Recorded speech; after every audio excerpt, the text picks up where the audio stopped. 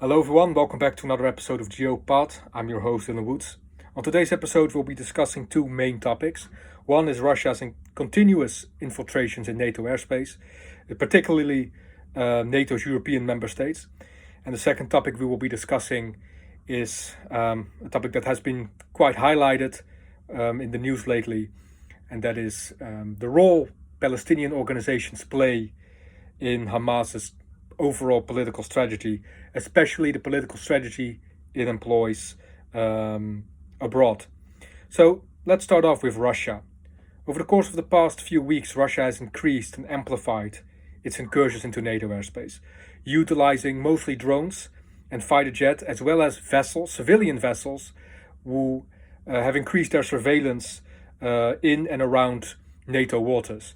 Now, on the previous episode, I've explained why Russia is doing this. It's a very similar tactic as the one China is currently employing against Taiwan. Russia is seeking to push boundaries, right? It's seeking how will NATO respond? Will NATO respond at all? And then obviously it will test those responses and try to gather as much intelligence from them as possible. Secondary, they're also mapping. They're mapping routes. They're mapping critical infrastructure, target acquisition. They're trying to gather intelligence, as much intelligence as possible, not just regarding NATO's reaction time, but also regarding the targets that are most vulnerable, the targets that are most critical to NATO's integrity overall. Now, this phenomenon on itself is nothing new. Russia has done this ever since the start of the Ukraine war, and even before incidents like this occurred. However, the ratio in which they occurred seems to have increased significantly over the past few weeks. Now, obviously, this might just be Russia's saber rattling. It was Russia's pushing buttons. Russia's trying how far it can push the boundaries. But at the same time, it has put NATO in quite of a delicate situation, because how do you respond to something like this, right? There haven't been any airstrikes yet. However, hostile aircraft have continuously penetrated your airspace. And at some point, you gotta respond to that in some way, shape, or form.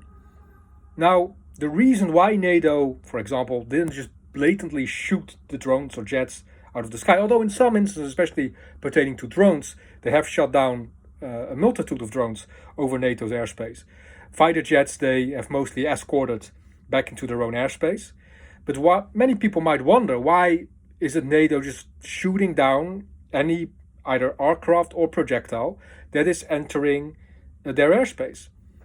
Well, for one, and it's the reason I just listed, you have to understand what Russia is trying to do here. Russia is trying to see how NATO will respond, with what kind of weaponry NATO will respond, how fast NATO will respond.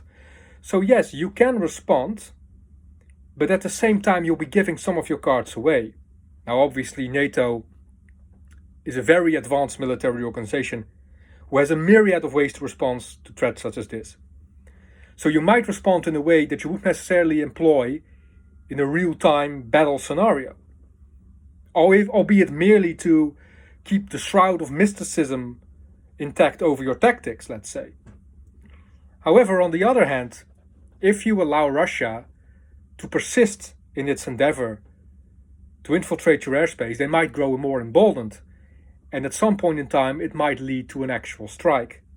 Now, obviously, Russia is relying on what it deems to be plausible deniability, although we all know that those drones and fighter jets emanate from either Belarus or Russia. And obviously that would severely escalate tensions between Russia and the West. On the other hand, if you shoot down, or let's say shoot down more of the drones and even fighter jets coming into your airspace, yes, that might aggrieve Russia. Then again, Russia is the one who infiltrated, so I'm not sure if NATO should be concerned with how Russia feels about that. But then on the other hand, it also sends a message. It sends a message that you do not tolerate Russian incursions, that you are not afraid to bring the axe to Russia, as if to say, and protect your airspace, which is your right, by the way, as a sovereign country. So As for now, I believe NATO plays the waiting game. Yes, it's ramping up its presence along its eastern borders, especially the Baltic states. But at one point in time, NATO might very well conclude that it's time to strike back. One tactic I would like to see is why not employ the same tactic against Russia? Send drones into Belarusian airspace, send drones into Russian airspace. Albeit mainly to keep them on their toes. Showing them, hey, we too can play that game, we're not afraid of you. We will map out just as much as you, we will gather our intelligence just as much as you. I kind of like that strategy. It's a kind of tit-for-tat exchange without escalating the tensions too much. Now obviously, you gotta take a look at the kind of projectiles and the kind of systems and jets and drones that enter your airspace. What kind of weapons are they carrying or are they able to carry? As if to measure the appropriate response, if you will. Fighter jets, in my opinion, are a significantly greater threat and much more of an escalation than drones. Although the Ukrainian battlefield has shown that drones can be quite devastating and if left unchecked, can pack quite a punch. So then as Lando, you have to ask yourself, are we willing to continue to condone that? Are we willing to scrap flights, close airports? Just so that Russia can have its fun? Because that's pretty much what it is. I do believe that you have to shoot down as many drones as possible, but keep them on their toes. Employ counter-incursions. Play with their heads a little bit. Russia is very keen on psychological warfare. The Soviets always have been. And the best way to combat them is by applying similar strategies that they are more keen to respect, acknowledge, which hopefully will deter them into the near to midterm future. So let's shift to the second topic I want to discuss today. Obviously, the Gaza Flotilla, as it's called, or I believe it has countless other names, has been a lot in the news lately, headed by Greta Thunberg, as well as many others of her supporters, one may say. Now, I will not delve into her personal motivations or whatever she's doing. What I will do, however, is give you some sort of background information regarding the strategies and objectives that Hamas employs abroad. And in order to do that, we have to understand what Hamas is. And there we already come at a very delicate point, right? Because many people do not understand what Hamas is. First of all, Hamas is not a Palestinian product. Not 100%. Hamas has its origins in the Muslim Brotherhood, the Egyptian Muslim Brotherhood, the very Muslim Brotherhood that stood at the helm of radical Islamic expansionism all throughout the 20th century. And by that it had the name Haraka al-Mukawama al-Islamiyya, which roughly translates as Islamic Resistance Movement. Now, the Muslim Brotherhood realized after the Camp David Accords that the Palestinian cause could no longer be optimized through the PLO, but needed something different. You have to understand that the PLO was primarily a political and military organization. And many deem Hamas to be exactly that, but they're wrong. Because Hamas, by its origins, is a religious organization. 2 years ago, I've written an extensive article about the history of Hamas. And what you will find there is that many of the practices Hamas adheres to this very day, are similar to the practices of the Egyptian Muslim Brotherhood. When you learn about the history of Hamas, when you study the history of Hamas, you will find that the way they were able to gather and to spread their influence was through religious practices, through their dawah networks, as it were. Now, the dawah in Islam is a concept based upon religious charity. So through religious charity, you aim to amplify brotherhood, create unity, and thereby spread Islamic influence. And Hamas did just that. First through religious centers, mosques within Gaza, then later through real estate, then later through societal and educational institutions, until they've had and gained a complete monopoly on Gaza's infrastructure, culturally, socially, politically, economically, and militarily. Now, Hamas still adheres to a similar strategy, even abroad. Throughout the 20th century, the Muslim Brotherhood tried to expand their message of radical Islam through the creation of non-profit organizations who would often be erected by migrated students who would take hold or be present within some of the West's most foremost universities, gain a support base there, and from their campuses spread their influence throughout the new generation, hopefully in time alter policies in the West, not just regarding the Middle East, but regarding Islam, and particularly radical Islam in general.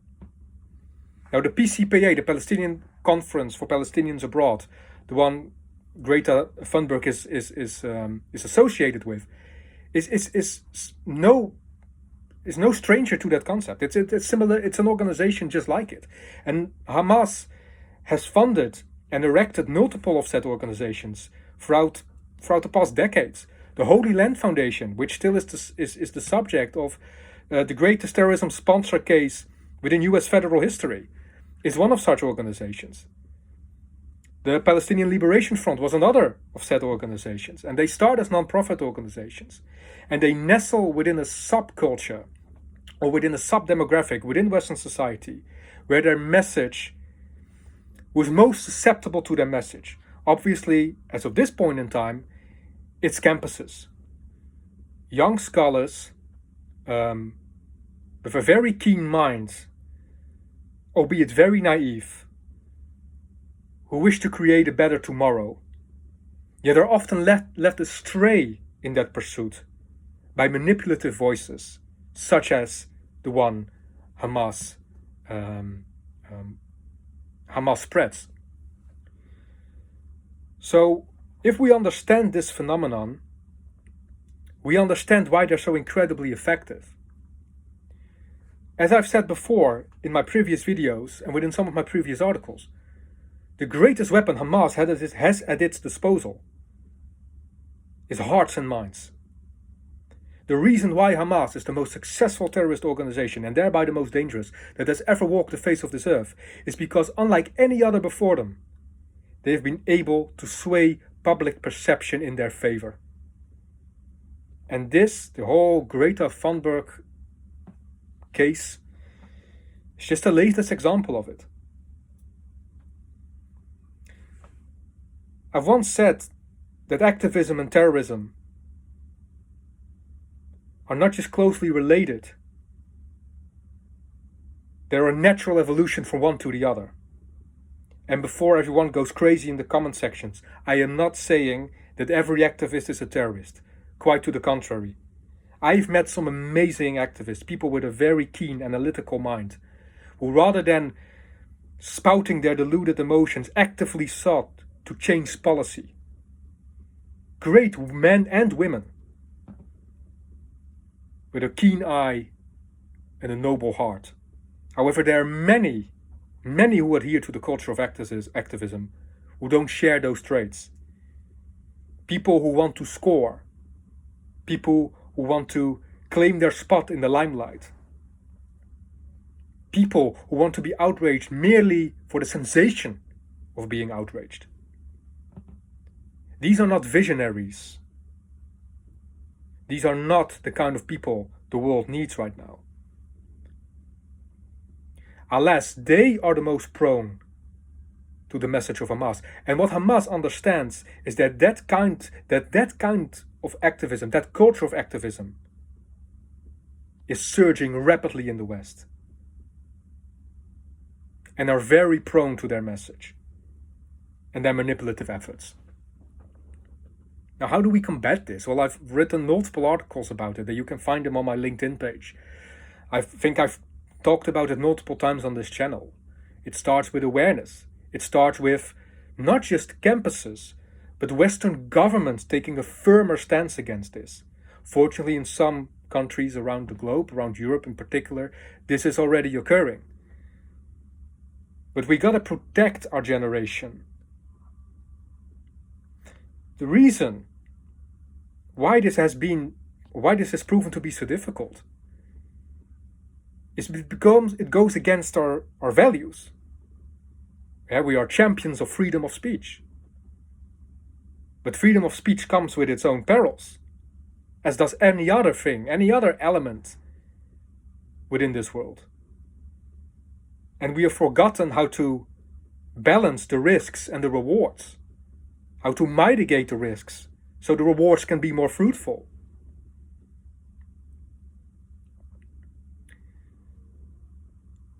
We must understand what Hamas is doing. Not just understand what Hamas is doing, but acknowledge what Hamas is doing before we can effectively combat it. And we're talking about a Palestinian state. I want to see a Palestinian state, probably more than any other. But I also understand, or rather, what I wish to see is a sustainable Palestinian state that won't just crumble in on itself 1 or 2 years after the stated fact, because we've given rein to radical Islamists who for decades have enhanced their tactics and strategies to that very end. Hamas is in no way, shape or form interested in a fruitful Palestinian state. They wish to exert total control over an alleged or future or potential or eventual Palestinian state, from which they can then amplify their efforts and endeavors overseas. Very similar to Al-Qaeda, very similar to the Ayatollahs, very similar to the Muslim Brotherhood.